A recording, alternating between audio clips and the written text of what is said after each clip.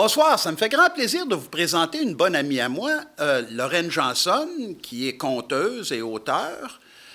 Lorraine est d'origine abitibienne. Elle a demeuré à Trois-Rivières pendant longtemps et maintenant habite Ottawa-Est.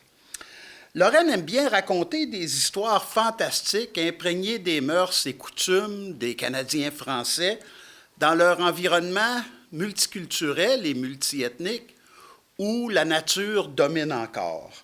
Elle va nous présenter le conte « La prédiction du bourdon », un conte publié. L'amitié entre un bourdon et un cheval de course sous harnais, nommé Rayon d'or, a débuté lorsque Rayon d'or gagnait de nombreuses victoires. Il était toujours décoré de fleurs et ce bourdon vaillant et déterminé venait se nourrir de son nectar. Et l'étalon l'aimait tellement de le voir décider comme ça qu'il ne l'a jamais chassé. C'est ainsi que leur amitié s'est développée. Et chaque soir, ils se rencontraient et se donnaient les nouvelles du jour. Jusqu'à un moment donné où le bourdon a donné une prédiction à l'étalon, à Rayon d'or. Il a dit « Rayon d'or, attention, car bientôt, vous allez vivre l'automne et votre vie va toute changer. Sois prudent, sois attentif, tu vas en pâtir. » S'étonna le bourdon. « Mais comment? Tu as décidé d'être un oiseau de malheur, toi, bourdon? J'en veux pas ici. Je dois penser positivement. Je veux gagner mes victoires. » Et le bourdon n'a pas écouté. Il a répété sa prédiction. « Fais attention, Rayon d'or. Cet automne, ta vie va changer. Tu vas pâtir. » Et l'étalon se leva et tira ses grandes pattes, prêt à écraser le bourdon. Il s'est enfui à temps. Mais l'étalon est tellement nerveux, tellement bouleversé par cette prédiction qu'il s'est mis à hennir et à ruer dans les brancards, à tel point que son entraîneur, qui travaillait là le soir et qui est obligé de dormir là le soir, est arrivé auprès de Rayon d'or. « Calme-toi, Rayon d'or. Si tu es violent comme ça, ta vie sera en jeu. Si tu deviens un danger pour les humains, on va te faire mourir. Alors, calme-toi, je t'en prie. Je vais prendre la brosse et je vais te brosser. Raconte-moi ce qui t'inquiète tant que ça. » L'étalon, comment raconter le bouleversement que j'ai? Et par un petit coup. « Ah, c'est bien, Rayon d'or. Continue. C'était bien parti. Continue, raconte-moi plus encore. Je veux bien comprendre. » Il le brossait. Et l'étalon s'est mis à hennir.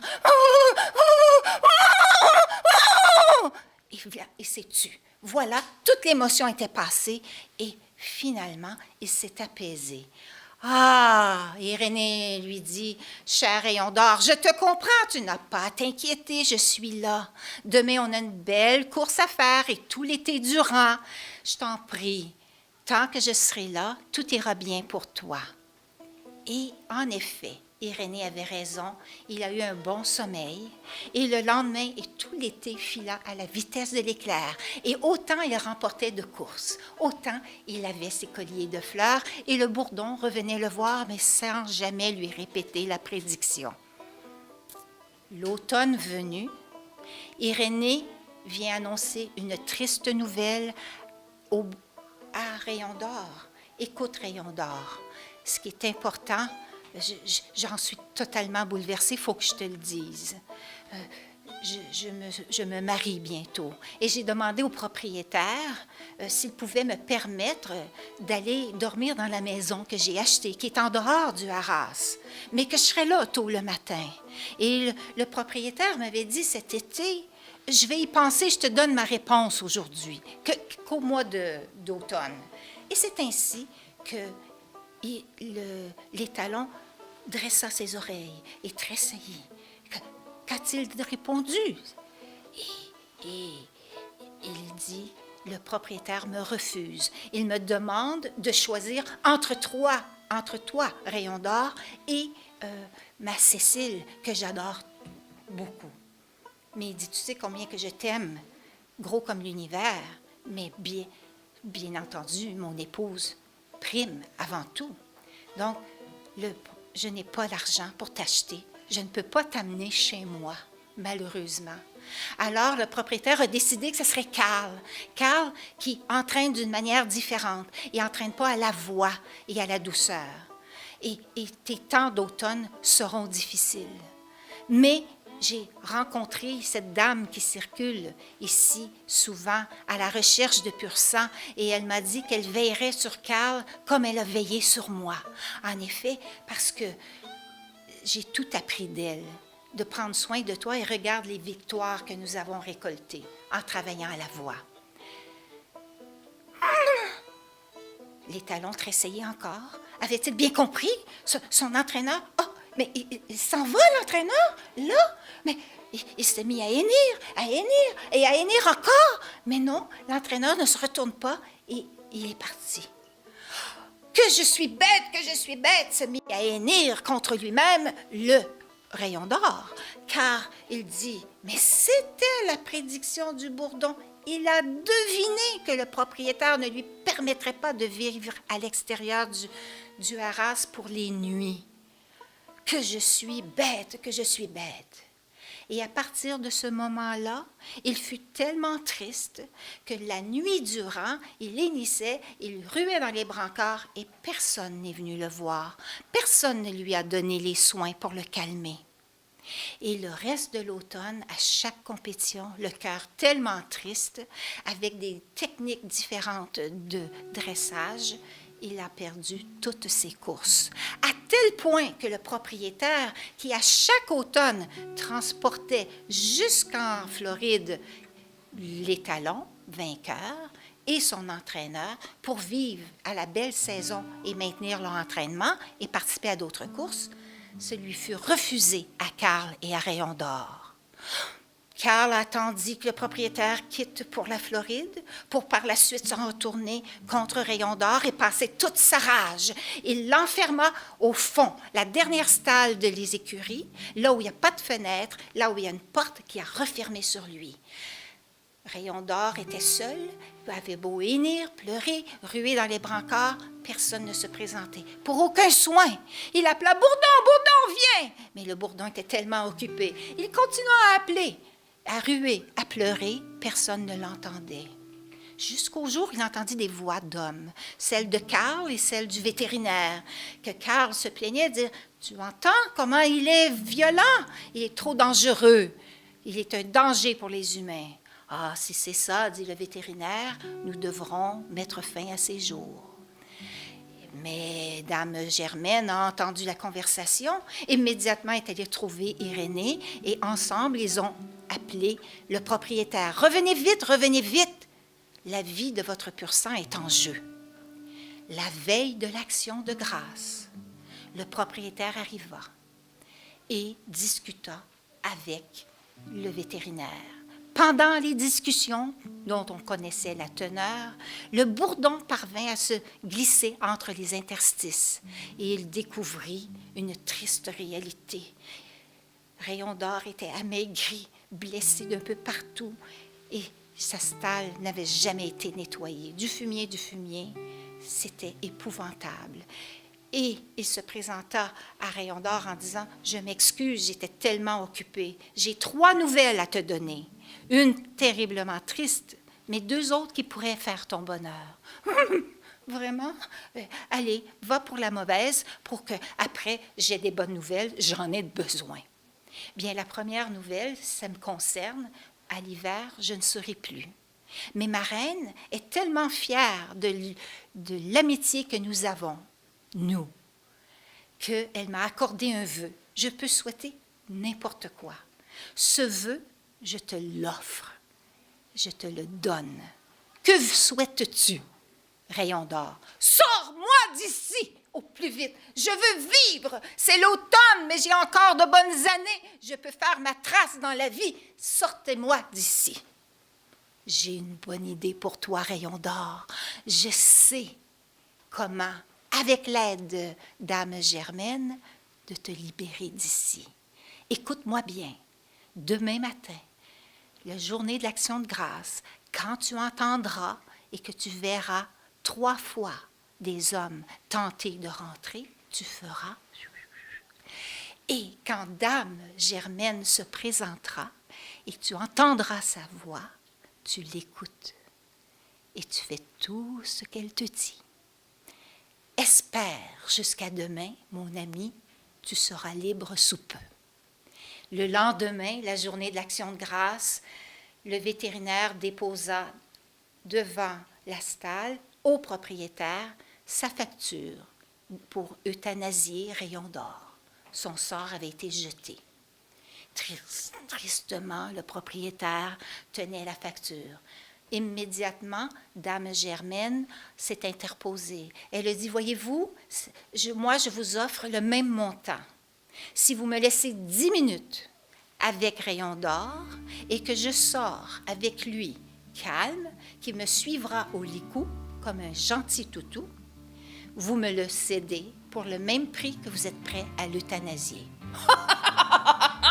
Ça m'est rire, les hommes! Voyons, c'est impossible ce que vous racontez. C'est un vrai tueur d'êtres humains. Regardez! Ils ouvrirent 3 fois la porte. Chaque fois, le cheval était prêt à assommer l'être humain qui s'est présenté là. Et Dame Germaine s'est approchée à son tour. Elle a dit, laissez-moi 10 minutes avec lui, s'il vous plaît. Les hommes en riant, certainement, madame, on se revoit dans la cour. Et comme de fait, elle revint avec Rayon d'Or, amaigri, affaibli, mais qui a gardé la tête haute. Enfin, il allait vers la liberté, vers la vie. Et c'est ainsi que Germaine l'amena au rang Saint-Joseph à Embrun.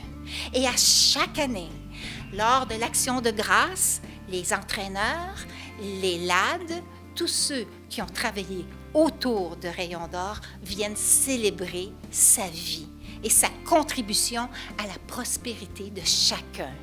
Et c'est comme ça que ces gens-là ont conclu que la prédiction du Bourdon devait être entendue, mais surtout que ce valeureux et généreux Bourdon a tout donné pour un géant, pour dire que dans la vie, on a souvent besoin de plus petit que soi. Merci.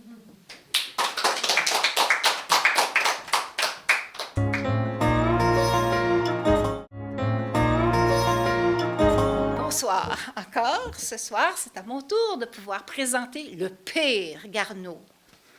Le Père Garneau est un conteur, auteur, animateur d'Orléans. Tous ses contes sont des textes originaux, conçus pour amuser les jeunes de 3 ans à 103 ans. En plus de conteurs solo, il tourne souvent avec les Rat Swamps pour le spectacle qui s'intitule « La légende de Joe Grandbois ». Mais aussi, il a créé un autre spectacle avec son épouse dedans, la fromagère. Ils offrent aussi le spectacle atelier Fromage et contes. Ce soir, le Père Garneau vous raconte un texte inédit, Les dentiers du diable. Hey, bonsoir tout le monde. Bonsoir. Un matin, je me tracassais, je disais, qu'est-ce que je vais bien compter? Puis là, Deda, elle m'a dit, sacre donc ton camp, tu me tombes ses nerfs. Fait que j'ai dit, ben je vais aller à la taverne, puis je vais aller boire une petite chopine, puis peut-être bien que ça va me donner une idée de quoi compter. Fait que là, j'étais assis là, puis j'en sirotais une petite, quand il rentre un gars, puis il s'assit au bar, puis il se commande une bière, puis il se met à broyer. Le serveur, il demande, veux-tu bien me dire qu'est-ce qui va pas? Ah, il dit, ma femme s'est fâchée après moi, puis elle m'a dit qu'elle ne me parlerait pas pendant 1 mois. Ben, le bartender, il dit, c'est pas la fin du monde. Non, mais il dit, le mois finit aujourd'hui. Ça fait que ça m'a fait penser à ma petite histoire. Voyez-vous, ça se passe ça, vers la fin des 1800. C'était un des ancêtres au grand et fameux célèbre Louis Cyr. Il s'appelait Stanislas Cyr. Stanislas, lui, il était connu comme le meilleur bûcheux dans tout le Canada. Les Canadiens ont été connus comme étant les meilleurs bûcheux, mais Stanislas, lui, c'était le meilleur des meilleurs. Puis il était allé travailler sur la côte ouest, où ce qui est maintenant le Montana puis le Wyoming. Là. Les Américains passaient le chemin de fer, là, puis ils avaient besoin de bûcheux pour faire la slash, le trajet du chemin de fer. Puis Stanislas était allé là pour faire fortune. Puis en même temps, mais ça se trouvait être à la fin de l'automne ou au début de l'hiver, ça. En enfer, la femme du Yob arrive. Ben, dis-toi, là, il faut qu'elle nous chercher du bois parce qu'on va en manquer pour chauffer l'enfer. Ah, chale-moi pas avec ça, femme. Je te le dis, si on manque de bois cet hiver, ça va aller mal. Va nous chercher du bois. Créature, il dit, je suis le seigneur des ténèbres, le maître des enfers. Penses-tu que je vais aller bûcher du bois? Elle dit, ponds-en si tu veux, mais on a besoin de bois. Ça fait que là, notre Lucifer, qu'est-ce que... Ben, il s'est dit... je vais aller chercher le meilleur bûcheux sur terre, puis je vais m'approprier son âme, puis là, il va devoir bûcher pour moi pour l'éternité. Ça fait qu'il part, puis il s'en vient ben, dans l'est de l'Ontario ici, parce que il y avait bien du bûchage qui se faisait ici, là, les gros pins pour les mâts des navires anglais, puis tout. Partout où il allait, bien sûr, il était tout bien checké, hein, comme un homme d'affaires, puis là, ben, partout où il demandait, il disait « Ah, on a des bons bûcheux ici, mais si t'avais vu Stanislas Cyr, mais où est-ce qu'il est, ce fameux Ah, lui, il est parti dans l'Ouest. » Fait que le job part à sa recherche. Puis là, toujours est-il qu'il retrouve Stanislas, comme dans le bout du Montana, du Wyoming, à quelque part, un petit village, une petite gare, là, une petite station au milieu de nulle part. Il dit, je vais vous faire une offre, Monsieur Cyr.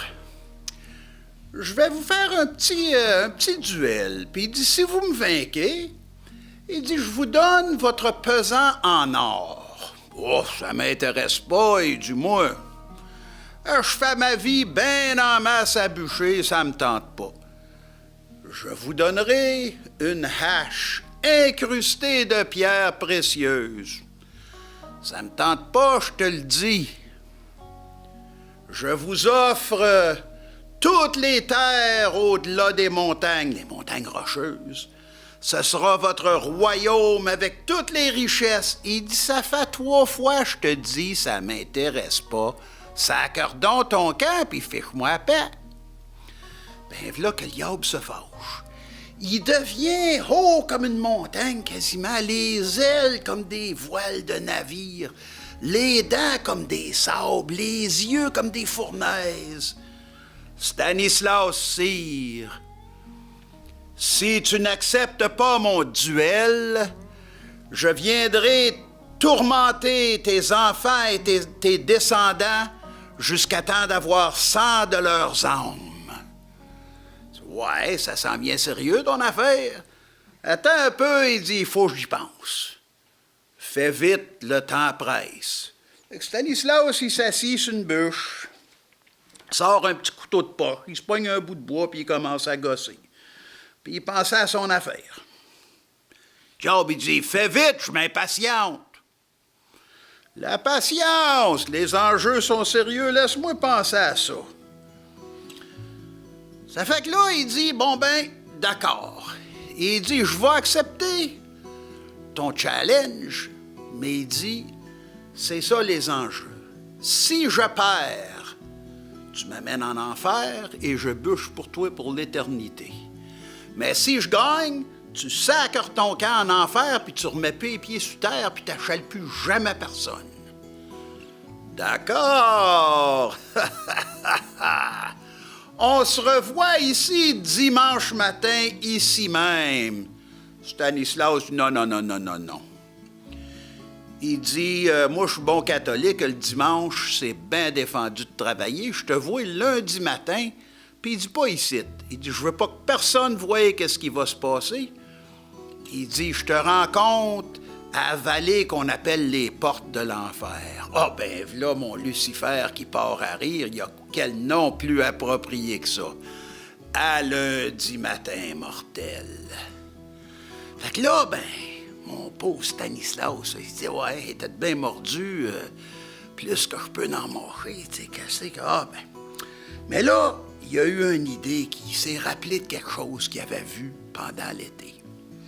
Fait qu'il arrive là, le lundi matin, avec sa sloupe, son cheval, son galant d'or. La sloupe, ça, c'est le traîneau qui mettait le bois dessus, puis le galant d'or, ça, c'est assis. Fait qu'il arrive là, puis v'là Lucifer qui arrive. Il dit, bon, ben, il dit, tu vas commencer par bûcher le premier, mon petit Stanislas. Puis il dit, tu vas emplir ma sloupe. Choisis les arbres que tu veux bûcher. Stanislas, il dit, non. Il dit, toi, tu choisis les arbres que moi je bûche, puis moi, je vais choisir les arbres que toi, tu bûches. D'accord, mortel. Fait que là, il fait avancer sa sloupe, Lucifer. Hey, une affaire 50 pieds de long, 16 pieds de large, 12 pieds de haut ses côtés, tiré par 4 énormes taureaux. Puis là, Lucifer, il dit, tu vas bûcher cette talle d'épinettes. Hey, des petites épinettes, c'était gros de même, c'était comme des cure-dents. Stanislas, il dit, tu joues pas franc jeu. Oh, il dit, c'est pas dans ma réputation, mon petit. Ben là, Stanislas qui s'y met. À coup de hache, puis au gadon d'or, puis il coupe, il ébranche, il tape. Ah ouais, puis l'autre. Puis, hey, 2 heures après, il avait chargé ça. Même le diable en revenait pas. Il dit, ça n'a pas de bon sens, j'ai jamais vu ça. Là, il dit, c'est à mon tour. Mais là, Stanislas, lui, avait une sloupe bien ordinaire, 16 pieds, 4 pieds de large, 6 pieds de haut, tiré par son cheval, un gros percheron gris. Mais là, le diable, lui, ça joue pas franc, ce bonhomme-là, pas en tout, hein. Le v'là qui se transforme en monstre semi-humain, 9 pieds de haut, les bras comme des barils, toi.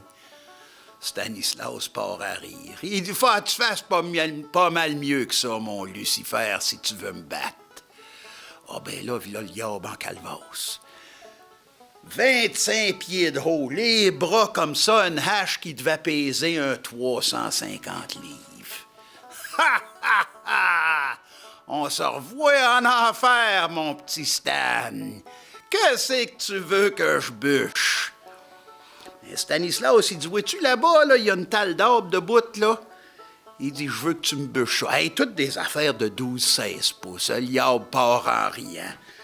Il se frotte les mains, pogne sa hache, toi, il s'élance, puis il donne un coup de hache. Le tonnerre, je vous le dis, la terre n'en tremblait, la hache se met à trembler comme ça. Toutes les dents du diable tombent. Qu'est-ce qui était arrivé? C'est que Stanislas, pendant ses voyages, il avait trouvé une forêt des arbres qui avaient été transformés en pierre, des arbres pétrifiés, comme qu'ils disent. Ça fait que quand le diable a fait ses dents avec sa hache de 350 livres, ça a tellement résonné qu'il a perdu toutes ses dents. Puis c'est depuis ce temps-là que le diable porte des dentiers.